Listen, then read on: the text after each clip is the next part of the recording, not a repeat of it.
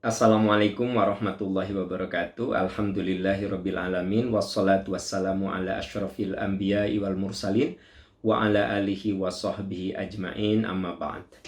Sahabat-sahabat tercinta, saum Ramadan yang Allah wajibkan kepada kita paling tidak mengasah 3 dimensi secara terpadu. Pertama, jasadiah. Saum itu ibadah jasadiah. Karena apa? Kita rasakan sendiri. Yang namanya saum itu adalah menahan diri. Makan, minum, hubungan intim min tulu'il fajri ila ghurubis syams.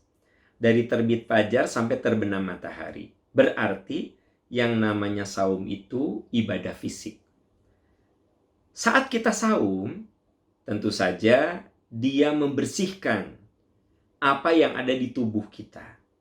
Mungkin dalam setetes darah kita, secuil daging kita, sehelai rambut kita, ada yang terbentuk dari yang haram. Tanpa kita sadari. Tanpa sepengetahuan kita, kita memakan yang haram-haram. Maka saum Ramadan itu nih membakar.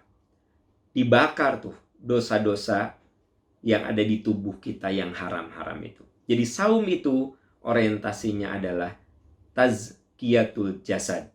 Bagaimana jasad kita dibersihkan dari dosa dan maksiat. Diasah dimensi fisiknya. Oleh sebab itu, ketika Allah berfirman tentang saum, dimensi fisik ini disebut. Sahabat bisa lihat, Al-Baqarah 183 berbicara tentang kewajiban saum. Ya ayyuhalladzina amanu kutiba alaikumussyam. Ayat 184 berbicara faman kana minkum maridun aw ala safarin fa iddatu min ayyamin ukhra. Siapa di antara kamu yang sakit? Nah, itu fisik kan, sakit. Atau kamu safar dan dengan safar itu kamu sangat kelelahan, itu kan fisik. Maka gantilah di hari yang lain, yaitu dengan cara qadha.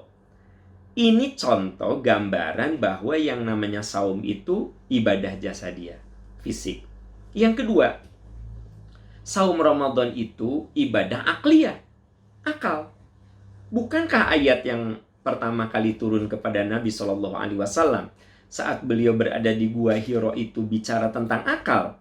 Iqra bismi rabbikal ladzi khalaq. Baca dengan nama Tuhanmu yang telah menciptakan. Iqra-nya diulang 2 kali. Iqra bismi rabbikal ladzi khalaq, khalaqal insana min 'alaq. Iqra wa rabbukal akram. Baca. Nah, ini turun di bulan Ramadan. Kemudian di dalam Surat Al-Baqarah 185-nya juga dijelaskan. Syahrul Ramadan alladzi unzila fihil Qur'an. Di bulan Ramadan lah Al-Quran diturunkan. Jadi di saat Ramadan kita banyak belajar. Banyak belajar Islam. Banyak membaca Al-Quran. Pokoknya Ramadan itu mengasah intelektual kita. Akal kita.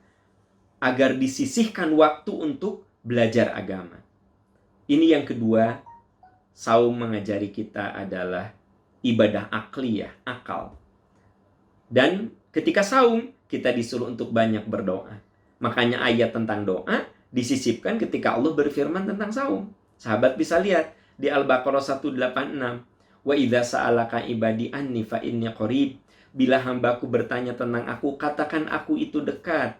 Aku akan mengabulkan doa orang yang minta kepadaku. Jangan lupa, doa itu ibadah akal. Karena kalau kita berdoa, kan akal kita harus runut ketika kita berbicara.